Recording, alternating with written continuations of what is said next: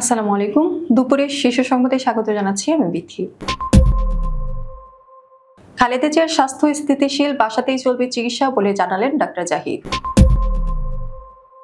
মোহাম্মদপুর থেকে সাবেক পরিকল্পনা প্রতিমন্ত্রী শামসুল আলম গ্রেফতার। সমন্বয়কের 10 লাখ টাকা ঘুষ চাওয়ার অডিও ফাঁস। বাংলাদেশের প্রতি যুক্তরাষ্ট্রের অবিচল সমর্থন অব্যাহত থাকবে মার্কিন উপপররাষ্ট্রমন্ত্রী। নাফ নদীতে 1,20,000 পিস ইয়াবা সহ 2 মায়ানমার নাগরিক আটক। বরিশাল মহানগর ছাত্রলীগের সাবেক সভাপতি জসিম গ্রেফতার। নেত্রীদের নিয়ে কুরুচিপূর্ণ অপপ্রচারের নিন্দা এনসিপির। রাজধানীতে মাদক কারবারিদের গুলিতে 2 গোয়েন্দা পুলিশ আহত। বাড়ছে তিস্তার পানি, নদী পারে আতঙ্ক। যশোরে করোনায় আরো একজনের মৃত্যু। ইসরায়েলের হামলায় ইরানে নিহত 639, আহত 1320। মানবতার বিরুদ্ধে ক্ষমার অযোগ্য অপরাধ করেছে ইসরায়েল, উত্তর কোরিয়া।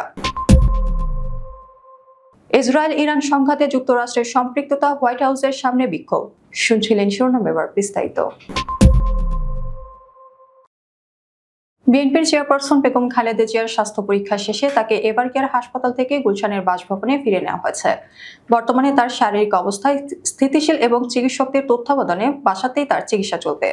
বুধবার দিনগত রাতে এভারকেয়ার হাসপাতাল থেকে খালেদা জিয়াকে বাসভবনে নেওয়ার পর বিএনপির জাতীয় স্থায়ী কমিটির সদস্য ডাক্তার AZM জাহিদ হোসেন সাংবাদিকদের এ তথ্য জানান। তিনি জানান, রুটিন চেকআপের জন্য খালেদা জিয়াকে এভারকেয়ার হাসপাতালে নেওয়া হয়েছিল, যেখানে মেডিকেল বোর্ডের পরামর্শ অনুযায়ী তার কিছু পরীক্ষা নিরীক্ষা করা হয়। এ সময় মেডিকেল বোর্ডের সদস্য প্রফেসর ডাক্তার শাহাবুদ্দিন তালুকদার, প্রফেসর ডাক্তার জিয়া, প্রফেসর ডাক্তার জাফর ইকবাল এবং ব্রিগেডিয়ার সাইফুল ইসলাম উপস্থিত ছিলেন। এছাড়া অনলাইনে ডাক্তার জুবাইদা রহমান, প্রফেসর ডাক্তার FM সিদ্দিকী এবং প্রফেসর ডাক্তার নুরুদ্দিন আহমেদও পরামর্শ দিয়েছেন। ডাক্তার মামুনও এ সময় উপস্থিত ছিলেন। ডাক্তার জাহিদ হোসেন জানান, ম্যাডাম খালেদা জিয়া দেশবাসীর কাছে তার শারীরিক সুস্থতার জন্য দোয়া চেয়েছেন। রাজধানীর মোহাম্মদপুর থেকে সাবেক পরিকল্পনা প্রতিমন্ত্রী শামসুল আলমকে গ্রেফতার করেছে ঢাকা মহানগর পুলিশ ডিএমপির গোয়েন্দা শাখা ডিবি। বুধবার রাতে তাকে গ্রেফতার করা হয়েছে। বৃহস্পতিবার ডিএমপির গণমাধ্যম ও জনসংযোগ বিভাগের উপকমিশনার মোহাম্মদ তালিবুর রহমান এই তথ্য নিশ্চিত করেছেন। জানা গেছে, শামসুল আলমকে মিন্টো রোডের ডিবি কার্যালয়ে রাখা হয়েছে। ডিএমপির যুগ্ম কমিশনার নাসিরুল ইসলাম বলেন, শামসুল আলমের বিরুদ্ধে মামলা রয়েছে, তাকে আদালতে তোলা হবে। বৈষম্য বিরোধী ছাত্র আন্দোলনের পরশুরাম উপজেলা সমন্বয়ক নাহিদ রাব্বির বিরুদ্ধে জেলা সিভিল সার্জন কার্যালয়ে চাকরির প্রতিশ্রুতি দিয়ে এক যুবকের কাছ থেকে 10 লাখ টাকা ঘুষ চাওয়ার অভিযোগ উঠেছে। বুধবার বিকেলে সামাজিক যোগাযোগ মাধ্যম ফেসবুকে এমন একটি কল রেকর্ড ফাঁস হয়েছে। নাহিদ রাব্বিকে গত 5 আগস্টের পর থেকে উপজেলা নির্বাহী অফিসার আরিফুর রহমানের সঙ্গে উপজেলা আইন শৃঙ্খলা সভা সহ সরকারি বিভিন্ন কর্মসূচিতে অতিথির আসনে বসতে দেখা যায়। এছাড়া বৈষম্য বিরোধী ছাত্র আন্দোলনের কেন্দ্রীয় নেতারা সহ এনসিপির কেন্দ্রীয় নেতাদের সঙ্গে বিভিন্ন কর্মসূচিতে দেখা গেছে তাকে। কল রেকর্ডিংয়ে বলতে শোনা যায়, লিখিত পরীক্ষার আগে বৃহস্পতিবারের মধ্যে 4 লাখ টাকা অগ্রিম দিতে হবে, বাকি টাকা পরীক্ষার পর দিতে হবে। এ সময় হৃদয় নামে এক ব্যক্তি 2 লাখ টাকা কম দিতে চাইলে সমন্বয়ক রাব্বি বলেন, 10 লাখ টাকা থেকে 1 পয়সাও কম হবে না। যুক্তরাষ্ট্রের উপপররাষ্ট্রমন্ত্রী ল্যান্ডাউ বাংলাদেশের অন্তর্বর্তীকালীন সরকারের প্রধান উপদেষ্টা অধ্যাপক ডক্টর মোহাম্মদ ইউনূসের নেতৃত্বে প্রশংসা করেছেন। একই সঙ্গে বাংলাদেশের প্রতি যুক্তরাষ্ট্রের অবিচল সমর্থন অব্যাহত থাকবে বলেও জানান তিনি। বুধবার ওয়াশিংটন ডিসিতে বাংলাদেশ সরকারের জাতীয় নিরাপত্তা উপদেষ্টা ডক্টর খলিলুর রহমানের সঙ্গে বৈঠকে একথা বলেন তিনি। বৃহস্পতিবার সকালে প্রধান উপদেষ্টার উপপ্রেস সচিব আবুল কালাম আজাদ মজুমদারের পাঠানো এক বার্তায় এই তথ্য জানানো হয়েছে। টেকনাফ সীমান্তবর্তী নাফ নদীতে মাছ ধরার ছদ্মবেশে মাদক পাচারের সময় 1,20,000 পিস ইয়াবা সহ মিয়ানমারের 2 নাগরিক মোহাম্মদ জুবায়ের ও নুরুল আমিনকে আটক করেছে বিজিবি। বুধবার গোপন সংবাদের ভিত্তিতে বিজিবির টেকনাফ ব্যাটালিয়নের অধিনায়ক লেফটেন্যান্ট কর্নেল আশিকুর রহমানের নির্দেশে বিশেষ টহল মোতায়েন করা হয়। সকাল 11টা থেকে সন্দেহজনক একটি নৌকাকে ধাওয়া করে নদীর বাংলাদেশ অংশে তাদের আটক করা হয়। নৌকায় তল্লাশি চালিয়ে জালের নিচে লুকানো অবস্থায় ইয়াবার চালানটি উদ্ধার করা হয়। বরিশাল মহানগর ছাত্রলীগের সাবেক সভাপতি ও বরিশাল সদর উপজেলা পরিষদের সাবেক ভাইস চেয়ারম্যান জসিম উদ্দিনকে গ্রেফতার করেছে পুলিশ। বুধবার রাত 10:30টার দিকে বরিশাল নগরীর সাগরদী খালপাড় এলাকা থেকে তাকে গ্রেফতার করা হয়। জানা যায়, তিনি বরিশালের সাবেক মেয়র প্রয়াত শওকত হোসেন হিরণের অনুসারী হিসেবে ছাত্রলীগের সভাপতি পদ পেয়েছিলেন জসিম। 2024 সালের নির্বাচনে বরিশাল সদর উপজেলা পরিষদের ভাইস চেয়ারম্যান নির্বাচিত হন। বরিশাল মহানগর পুলিশের কোতোয়ালী থানার ওসি মিজানুর রহমান জানান, জুলাই অভ্যুত্থানে নগরের সিএনপি রোডে বিএনপি নেতাকর্মীদের ওপর সশস্ত্র হামলা, বিএনপি কার্যালয়ে ভাঙচুর সহ একাধিক মামলার এজাহারভুক্ত আসামি জসিম উদ্দিন। অনলাইন অফলাইনে নারী নির্যাতক ও সহযোগীদের বিরুদ্ধে ব্যবস্থার হুঁশিয়ারি দিয়েছে এনসিপি। এনসিপির যুগ্ম আহ্বায়ক ডাক্তার তাজনুবা জাবিনকে জড়িয়ে কিছু অনলাইন প্ল্যাটফর্ম এবং ফ্যাসিবাদী দলের নেতাকর্মীরা চরম কুরুচিপূর্ণ, যৌন হয়রানিমূলক ও মিথ্যা প্রোপাগান্ডা ছড়াচ্ছে বলে দাবি করেছে দলটি। এটি বিচ্ছিন্ন কোনো ঘটনা নয় দাবি করে এনসিপি জানায়, এর আগে নানান সময় এনসিপি নেতৃত্বের লক্ষ্য করে একই ধরনের অবমাননাকর প্রচারণা চালানো হয়েছে। এ ধরনের কুরুচিপূর্ণ প্রচার ও প্রোপাগান্ডা কেবল নারীর প্রতি অবমাননা ও নিপীড়নের বহিঃপ্রকাশ নয়, বরং এটি তাদের রাজনৈতিক কর্তাসত্তা ও সক্ষমতাকে অস্বীকার করা, তাদের রাজনৈতিক পরিসরকে সংকুচিত করার পরিকল্পিত প্রচেষ্টা। বৃহস্পতিবার সকালে এনসিপির যুগ্ম আহ্বায়ক সালাউদ্দিন সিফাতের সই করা এক বার্তায় নিন্দা ও প্রতিবাদ জানানো হয়।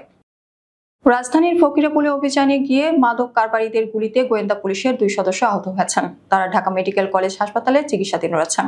বুধবার রাত 1:15টার দিকে পুলিশ হাসপাতালের বিপরীতে ঘটনা ঘটে। গুলিবিদ্ধরা হলেন লালবাগ বিভাগের ডিবি পুলিশ উপসহকারী পরিদর্শক আতিক হাসান ও কনস্টেবল সুজন। পুলিশ সূত্রে জানা যায়, গোপন সংবাদের ভিত্তিতে সিনিয়র সহকারী পুলিশ কমিশনার এনায়েত কবির শোয়েবের নেতৃত্বে লালবাগ বিভাগের ডিবির একটি দল ফকিরাপুলে অভিযান চালায়। অভিযানের সময় একটি প্রাইভেট কার থামালে গাড়িতে থাকা মাদক কারবারিরা হঠাৎ গুলি চালায়। এতে এএসআই আতিকুরের পেটে এবং কনস্টেবল সুজনের পায়ে গুলি লাগে। ভারত থেকে নেমে আসা উজানের ঢল ও কয়েকদিন ধরে টানা বৃষ্টিপাতের কারণে তিস্তা নদীর পানি বাড়তে শুরু করেছে। এতে আতঙ্ক ছড়িয়েছে নদী সংলগ্ন ৭৯টি চরে মানুষের মাঝে। পানি বৃদ্ধি পাওয়ায় তলিয়ে যেতে শুরু করেছে নদী তীরবর্তী নির্মাঞ্চলের ফসলের ক্ষেত। বৃহস্পতিবার সকাল 6টায় তিস্তা নদীর পানি ডালিয়া পয়েন্টে বিপদসীমার 75 সেন্টিমিটার নিচ দিয়ে প্রবাহিত হচ্ছে। পানি যেভাবে হু হু করে বাড়ছে তাতে যে কোনো সময় বিপদসীমা অতিক্রম করতে পারে বলে আশঙ্কা করা হচ্ছে। তিস্তার পানি নিয়ন্ত্রণে রাখতে লালমনিরহাটের হাতীবান্ধায় অবস্থিত দেশের সবচেয়ে বড় সেচ প্রকল্প তিস্তা ব্যারেজ পয়েন্টে 44টি জল কপাট খুলে দিয়েছে কর্তৃপক্ষ। যশোরে করোনা ভাইরাসে আক্রান্ত হয়ে আরেকজনের মৃত্যু হয়েছে। তার নাম ইউসুফ আলী। তিনি যশোরের মনিরামপুর উপজেলার মাহমুদকাদি গ্রামের গোলাম মোস্তফার ছেলে।